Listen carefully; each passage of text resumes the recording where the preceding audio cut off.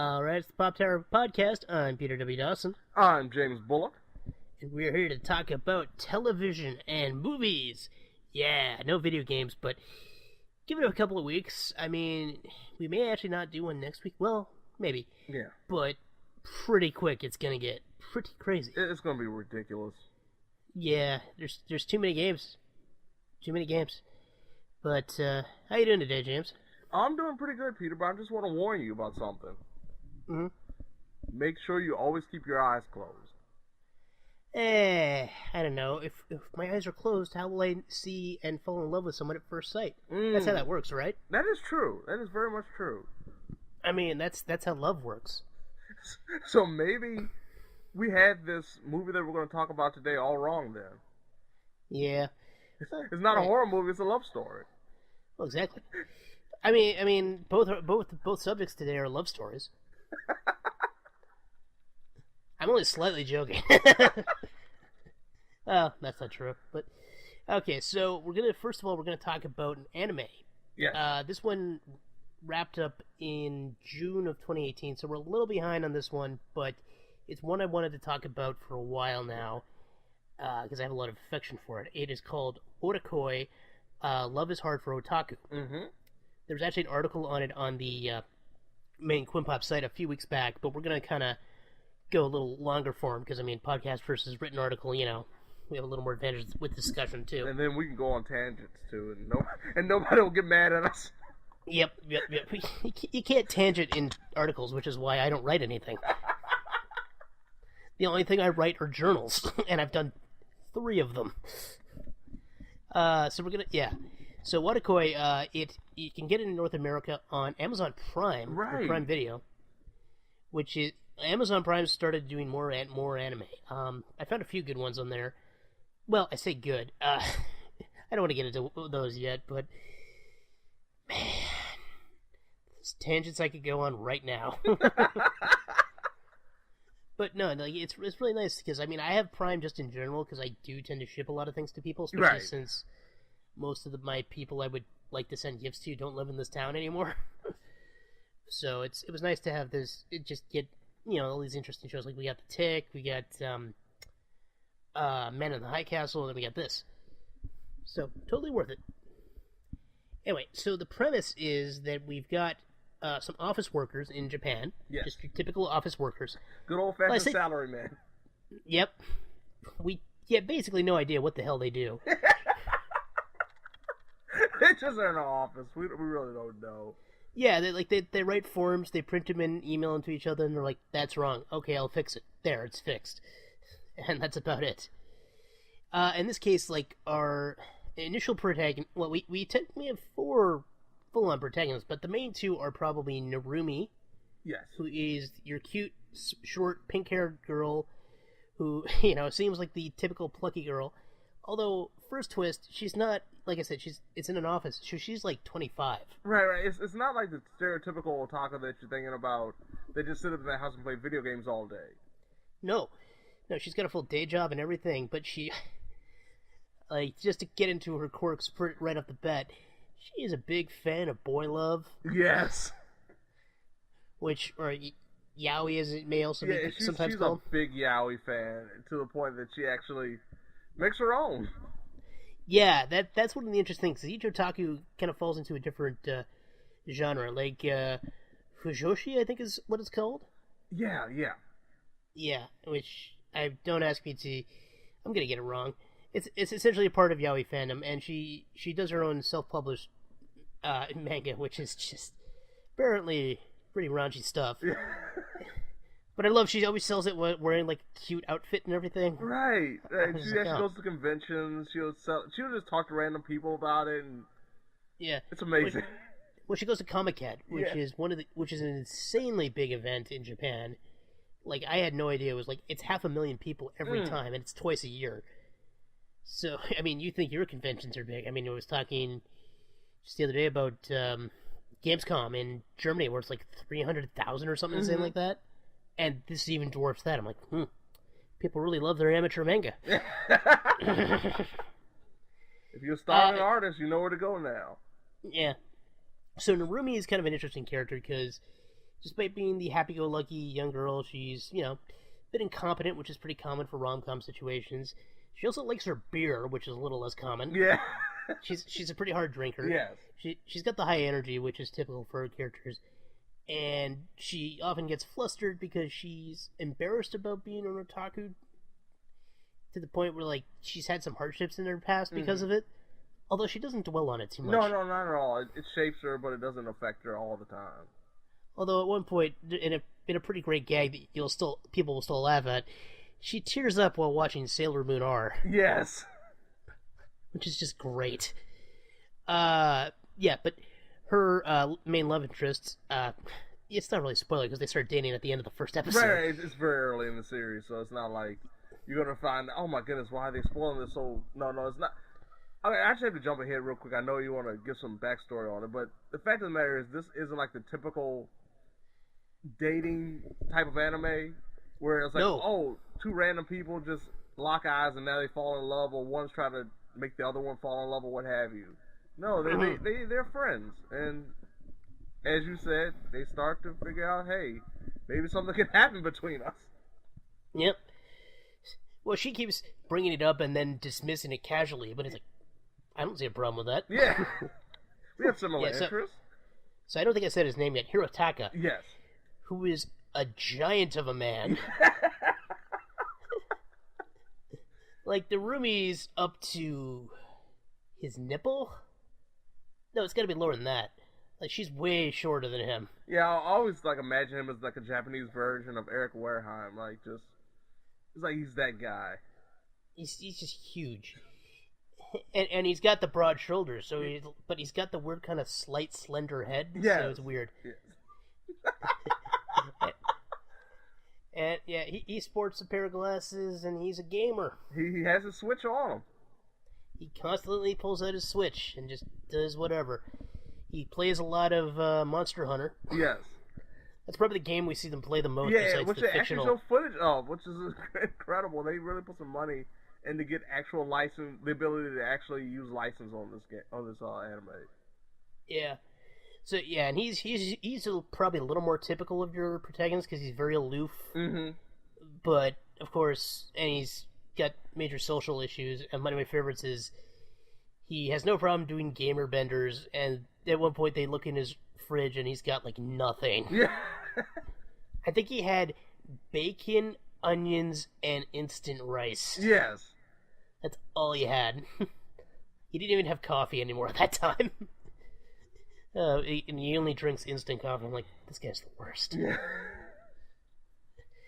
Yeah. Even by our standards, which is saying something. Yeah, no, he's a pretty casual dude, and it turns out he's been in love with Narumi his whole life. Yeah, and that was a little sweet thing because, like I said, it's not like one of those things where he's trying to convince her to go out with him or fall in love with him like we've seen in so many other animes in the past. It's just one of those things like casually it comes together. Yeah, I mean he's like, well, but you're wrong with dating me. And he's like, you know what? That's a good point. It's almost like that scene in Bowfinger where it's like, what Steve Martin goes to Heather Graham. He's like, we have to break up. Why? He's like, because you slept with Eddie Murphy. He's like, so? That's a good point. And it just doesn't matter. Right. I just kind of love that when they just kind of mess with cliches. Like, is that a problem? Yeah. No. No, really not. No. Yeah. So and then we get Hanako, who is a bit older than the other two, and she's Narumi's boss or senpai, I guess. Yes, she is. She's a senpai. And, yeah, senpai's probably the most accurate term. You know, just the older support person there to put up with stuff, and she's she also encourages Narumi's her passion for yaoi art. Well, because she likes it too. Yes! Although she just seems to like cross-dressing in general because she likes to cosplay as a man. Yes. Which is kind of interesting because more than once they've pointed out, like, there's a gag where Narumi and Hanako are having a big heart-to-heart moment, but Narumi keeps getting distracted by the fact that they're hugging, and she can feel how big Hanako's breasts are. Yeah. Which, I mean, it's kind of a cheap gag, but there's always situations where you're with people and you can't help but notice something while they're spilling their heart out to you. We've all had those moments. I cannot tell you one person that I can actually think of that moment off the top of my head. It has to do with breasts too. I've never been much of a. It's one of those moments. Like I was like, where were you hiding those things? Like I was shocked. And that's how we got. And that's how we got together. Yeah. But no, she does cosplay. I don't know why I find it funny. I'm sorry, that completely derailed me. That amazing story you just told. Hanako, yeah, she's a cosplayer, likes to dress as dudes. Her big thing is she seems to just love costumes, and she loves, like, one of her obsessions is dressing up her boyfriend, who we'll get to in a minute. Yes. Up as a woman. And also tries to do the same with her Otaku more than once. Yes.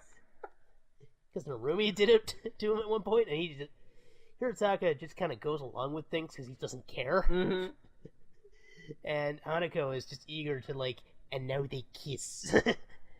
Like, she's the type of person that would constantly, like, mutter that whenever two people have a discussion. Right. Especially if they're men.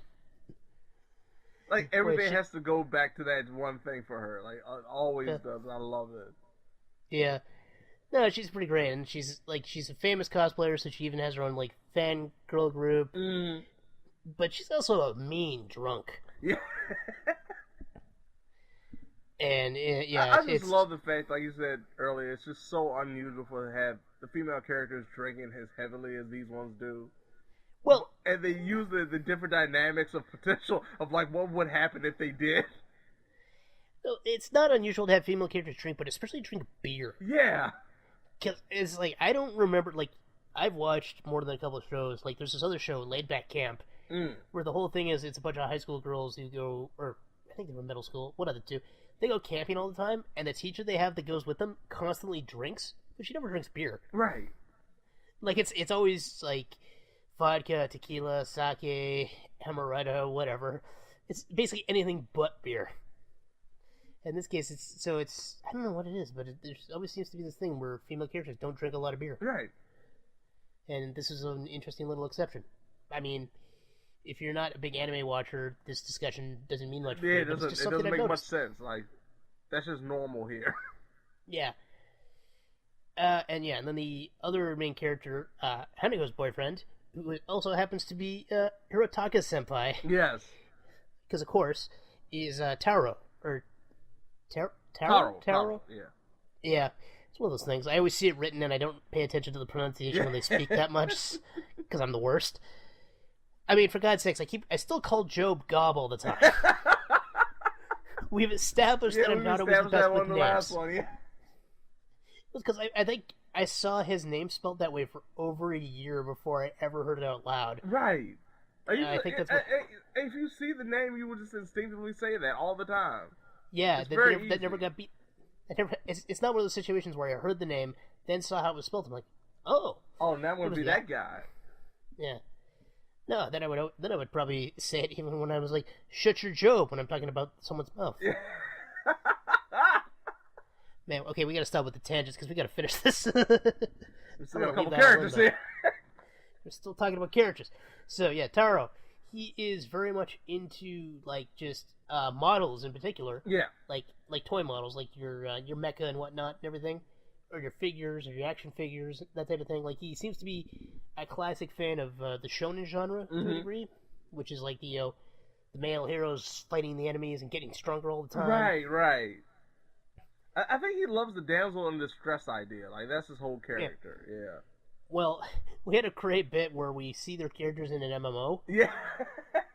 Taro's the generic swordsman. Narumi's the cute, lovable assassin. Hanako's the sexy mage who bought a premium outfit that cost real money. Yes. That's my favorite part. And then, Hirotaka is the kind of weird design, overpowered nonsense character. Yeah. He has no general class. He's just got a giant bow and arrow so he can easily snipe people at range and quickly get loot. Like he's the kind of character somebody would optimize. It totally makes sense. Yeah, so they all play MMOs together and stuff, and just generally hang out and realize that life's a bit different when you're an adult in an otaku. Yeah, and one of the things I really enjoyed about the series was just like the natural atmosphere of it, in terms of like the relationship, especially with Hirotaka and Narumi. And there's one scene like that stood out. It was so simple, where they were just eating lunch during the middle of the day, and Hirotaka is playing on his Switch, and she's eating, and they're not having a conversation whatsoever. Mm-hmm. And like in a normal circumstance, in a normal show, in a normal anime, that would be like that sign, like, oh my goodness, they're not getting along, or oh my goodness, they're growing apart. Whereas this one's just like, nope, it's just two normal people doing their thing at lunch. Yeah, it's one of those things because the show there's still conflict, right? But it's not in the typical vein. And I know some people who'd found the show kind of boring, and that's fair. It's really going to depend how much the show resonates with you. Exactly. Because I mean, it gets compared to a bunch of other shows. Like it gets compared to this one anime that was just called Gamers, which was awful. I think the general consensus is that show sucked. But I can personally say, from my own opinion, I did not like it at all. There's also MMO Junkie, which is also pretty good. Some people say MMO Junkie did it better. I don't entirely agree, but I do think MMO Junkie is also pretty good. But talking about Wotakoi itself, it's just going through life. They happen to be gamers. They actually have some licensed stuff in there.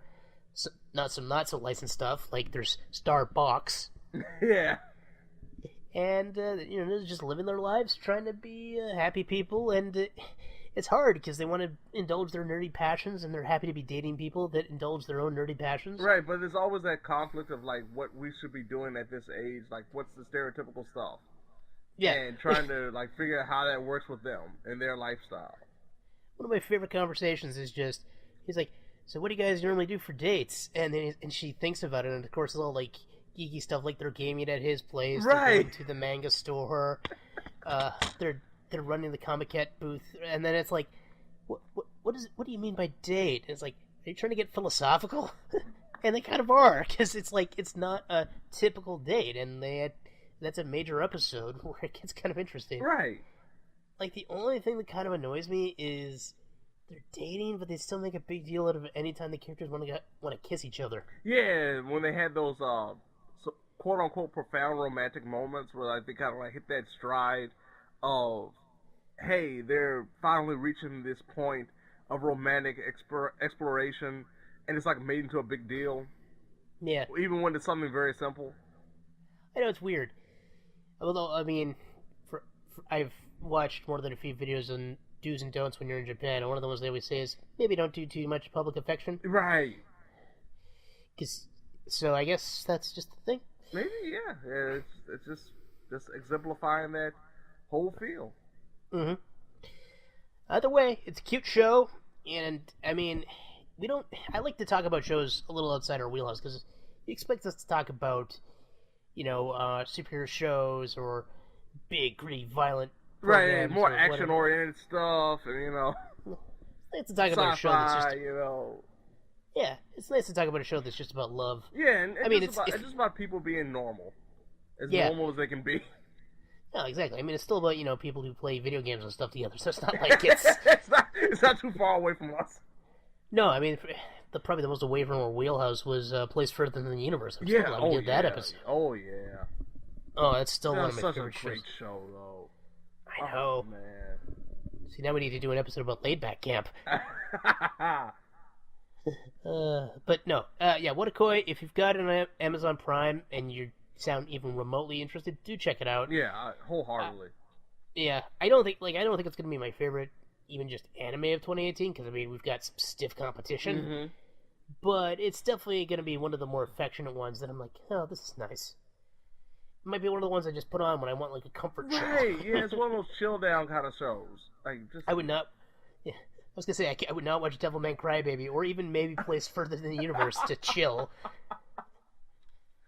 Oh, this is a cute show. I'm sure I'll be able to watch it. Oh my god, I'm crying. The nature of... Oh, God. Oh, they're talking about friendship contract. Oh, she doesn't know when her birth... Oh. Just all over the heart. Oh, she's looking for... Oh.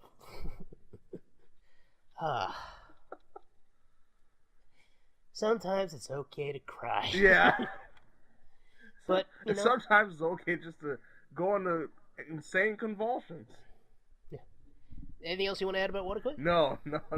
Great show. Yeah, it's a great show about love. Speaking of love... and insane convulsions. Oh, yeah. Not to mention getting wood. Wait. I don't think that was entirely on topic, but we're fine. So, back in 2009, there was a little place called Something Awful, where a gentleman happened to come up with this concept called the Slenderman. Mm-hmm. So, now, almost 10 years later, we have a movie called Slenderman. And I emphasize the time because I think that's going to be one of the important things to take away from this. Yes, and it's something that we were talking about off camera months ago. After this was announced, we were just figuring out our schedule. Yeah. We were just saying how outdated this already was. Look, it's at least 2 years too late. Yeah. I want to say maybe 3. I was going, which is ironic enough because what the real life situation that happened that was connected to it. I was saying 14 at the most. So right, because yeah, because that's when the little girl did the thing. Yeah. So I was saying, man, 2014 is probably the best time they should have done it.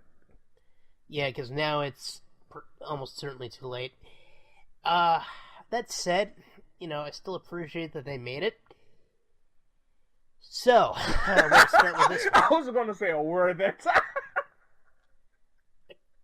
That said, okay, I couldn't even appreciate it's a horror movie that came out in August. No, let's rephrase that. It's a PG-13 horror movie that came out in August. Yeah, PG-13 horror can still work, but, it does have a negative reputation in horror circles. For those unfamiliar, PG-13 horror movies are usually considered jump scare movies, essentially. Because, they're throwing cats at us. Stop throwing cats at us. What the hell's wrong with this cat? And then you'll occasionally see someone dead in, a pool of blood. Right. But you don't get anything, super intense. Yeah, somebody gets snatched out of a window, or somebody just vanishes out of thin air. That's the level of gruesomeness and grotesque moments you'll see. And it's incredibly ironic considering that the trailer for the movie initially has some really rough moments that are not even in the film. I know. Well, I was going to say, just to finish up the thought here, R-rated horror, it's not just you might be able to see nudity, that can happen, especially with the cliches that were established in, certain movies, especially Friday the 13th. Of course. Yeah, but it's not so much that, it's just even being able to curse, while it can be overdone, it can make characters feel more natural at points. When you see a weird bendy man coming at you out in the mist, and it's nice to be able to say what the F, not just gee golly, guys, we gotta go. Gee whiz, gang. We're a real humdinger of a situation.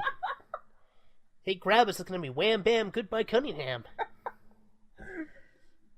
Did you like my reference to Ron Howard? Call back to last week again because we can't stop referencing Arrested Development. Oh man. Anyway, yeah. So, considering all these handicaps, this movie actually wasn't that bad. Oh god. Honestly. Oh man. I'm in the camp of it could have been worse. That's what I'm at. Oh, totally. It was a bad movie, but it could have been worse. That's how I feel.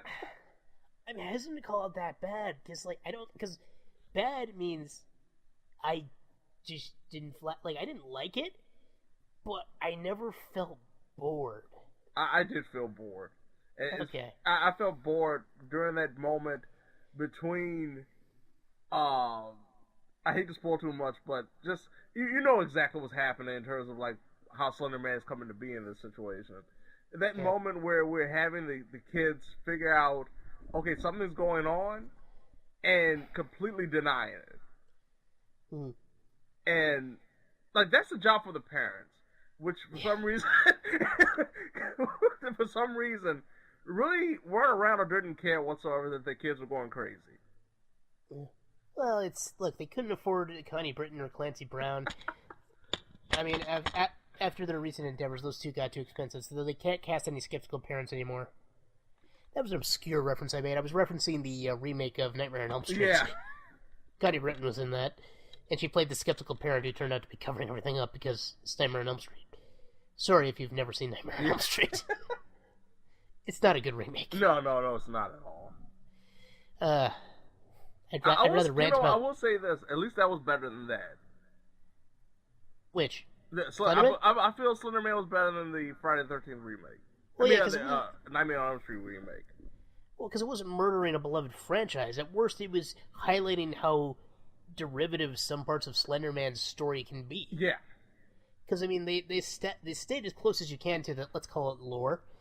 The various source material that continues to be just butchered by anybody that gets their hands on the property. I'm trying to remember what the guy's username was, because it was hilarious. I know he used his first real name, but there was something else really funny for his last name. Victor Surge. Yeah, there you go. And his real name is Eric Knudsen. Yeah. Victor Surge. Yeah, I know. He's a Pokemon gym trainer. Yeah. Wait, isn't Lieutenant Surge or something like that? Yeah, I believe so. Yeah. Lieutenant Victor Surge. Yeah. Raichu Core. We're having more fun with this than we are with the movie. I know. Oh, I have to ask you, because it's so funny that we're talking about a horror movie, and I might have to ask you this question. What was the most laugh out loud moment that you had watching it? Honestly? What? When, I don't know if I want to, the bit where somebody, I'm going to use code here, gets wood. Because that just felt like a parody moment to me. I mean, I know that's in the again, we'll call it lore, but what? Why? It feels like it should be something out of it. This is kind of the problem, because Slenderman's origin seems like a mix of American and specifically Japanese. Yeah. Sources, especially because the videotape stuff is very ring. Yeah, that was the thing. It was okay, this is going to be the American version of The Ring, but via, as they said in the movie, website video.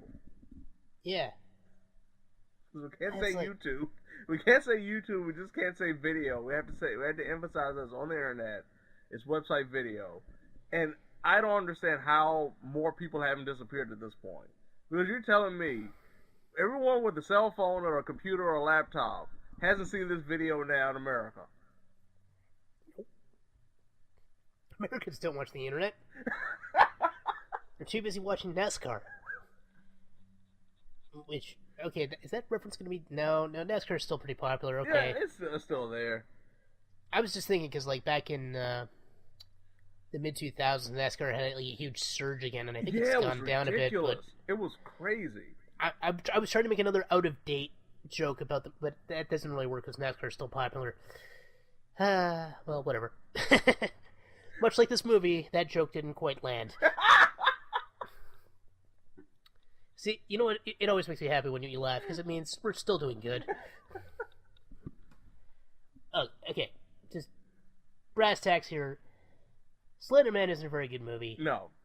It's not that bad, though, really. To me, it's a bad movie that could have been worse. I thought it was actually going to be worse than this. I really did. The problem is, because Slenderman's origin itself is kind of derivative, all you're left with is Slenderman. Yeah. And they do some things right with him. Here's something positive I can say about this. Okay. They didn't show him too much. I mean, at the end, when you have to see more of him, that's when you start to potentially... But, they did it, in Super 8, for example, where they were very careful. And he's genuinely creepy in a few scenes. Yes. There's one scene about halfway, or 2/3 into the movie where they're trying to do the whole mystery of how do we figure out how to stop him. And there's a scene that I thought was easily the best part of the whole movie, featuring Slenderman. Oh yeah, no, I think I know what you're talking about. We probably can't be more specific than that. That's but I all I think I know can what say. you mean. That's all I can say about that. No.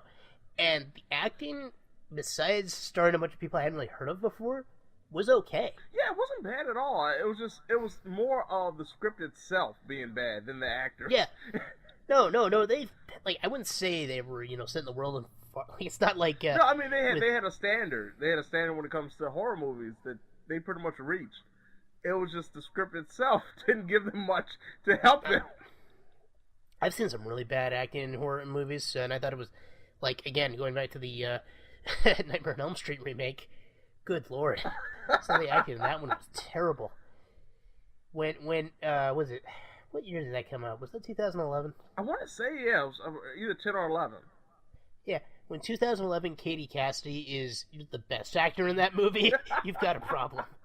She's gotten better since, but she was not good. Oh no, it was terrible, so bad. Good lord. And then she went on to other things. I don't want to touch that. But this is what I'm saying. We're struggling because we don't want to give too much away. But we just keep coming back to it's just kind of derivative. Because, like I said, there's more than a bit of The Ring. There's more than a bit of I can't even remember the name of the other one. It's a. Oh, The Grudge. It was something. Maybe The Grudge. What? The Grudge. Yeah, that's the one. Yeah. That's probably the most accurate one. Is The Grudge. Yeah. I kept wanting to say something else. I'm like, no, that's something else entirely. I kept wanting to say The Forest, which is not. That's different. And what's the other one I'm thinking of? There's a bit of kind of almost Hellraiser to a degree. Yeah, that's a good point. Yeah, I can understand that because it's that whole you're touching into a mysterious force. Yeah. And you don't understand exactly what you've gotten yourself into. Xenomites, let's go for a ride. And then the very end of it, which, like I said, I'm not going to spoil, but the very end of it is very Hellraiser-esque. Yeah. But for an independent horror film, trying to use a property that overstayed its welcome, again, this could have been so much worse. And it could have been so much worse. I just think they just came out at a terrible time. Oh, yeah, absolutely. That's it's just too late. This is not the Bye-Bye Man. No. This is the thing. I can probably sit here for at least 5 minutes naming other movies it's better than. Yeah. But I still am not going to recommend it that much. Unless you really don't mind a PG-13 horror film. Yeah, if you just have absolutely nothing to watch and feel the need to, you know what? I just want to see what all the hubbub is, just to see if it's actually as bad as everyone is saying it is. I say, go see it. It's not that bad, but I think it's got a 13 on Rotten Tomatoes, which is pretty low, honestly. I think it's still better than Mortal Kombat Annihilation. Oh, it totally is. And don't forget, we've had 3 or 4 movies this year that have gotten a 0 on Rotten Tomatoes. Yeah. Including some with people attached that are kind of important. Yeah. John Travolta's Gotti got a 0. Oh my goodness. And if you've seen that movie, you'll understand entirely why. It's better than Gotti, we'll give it that. Slenderman is better than Gotti. What do you mean we have to tell people what's going on in this movie? Yeah. No, Slenderman, yeah, I don't necessarily say go see it, but it's going to be a good one to have on the background. If you're not during the Halloween party, but if you're prepping for the Halloween party and you may have a friend or two show up early, because there's always a couple of those, and you're still prepping your crazy dip or whatever. Yeah. Or you're getting the witch's eyes ready, which of course are just grapes, because that's how that works. Sorry to give the game away in case you didn't understand that. But you're just prepping all your party snacks. Just have it on the background. Yeah, I think this could actually be a good, fun drinking game kind of movie where everyone takes a shot whenever they think they see Slenderman in it. Yeah. Oh yeah, and absolutely. And if you aren't paying attention, but you pay attention in the scare moments, you might have an easy way to toss that party salad. Yeah. Because you'll throw it up in the air at the right moment. Just throw it right there. There it goes. It's all over. All thanks to Slenderman. Thanks, Slenderman. You're a kitchen nightmare. Oh. I wasn't sure where I was going with that one. Sorry. That's the thing. But yeah, so Slenderman. Yeah. I don't even need to say it again. I'm sorry. We're getting repetitive now, just like Slenderman just showing up and not doing anything. Yeah, well, yeah, he sure is there. Look at him be all yeah, there he is. There he is once again. Mm-hmm. Yeah. They should have had an Australian run up. It's like, go away, Touchy Tim. Sorry, that might be an obscure reference. Man, I wish somebody. Okay, if they really didn't want to take that movie seriously, they could have easily had someone just randomly say, oh, there he is again. Yep. There he is, just standing in the woods. Slenderman. Don't watch Slenderman. Watch the internet comedy short Touchy Tim instead. It's shorter. It's about a man with really long arms, and it's funnier. All right. Well, on that note, thank you for joining me today, James. Oh man. I know we had a really strong start with a show that we love, and then we had a movie. It's like, no, I'm just thinking like, okay, you gotta watch a movie about a guy pretty much touching himself with long arms. That's not the point of Touchy Tim. No, it just came across that way. No, he's just a man with really long arms, and because of that, he's called Touchy Tim. They think he's touchy-feely, but he's just got long arms. He's got long arms. There we go. Like his theme song, I just said, he's got long arms. Okay, now we figured out where Serge came up with this idea. Oh, yeah. Dang Australians. Anyway. On that note, I've been Peter W. Dawson. Clearly going a little insane today. But... Okay, I warned you not to open your eyes. Slenderman's got us. We're trapped in an infinite loop. It's like, it's not that bad. Yeah. Slenderman's got us, I'm telling you. Well, okay, it's time to start the episode.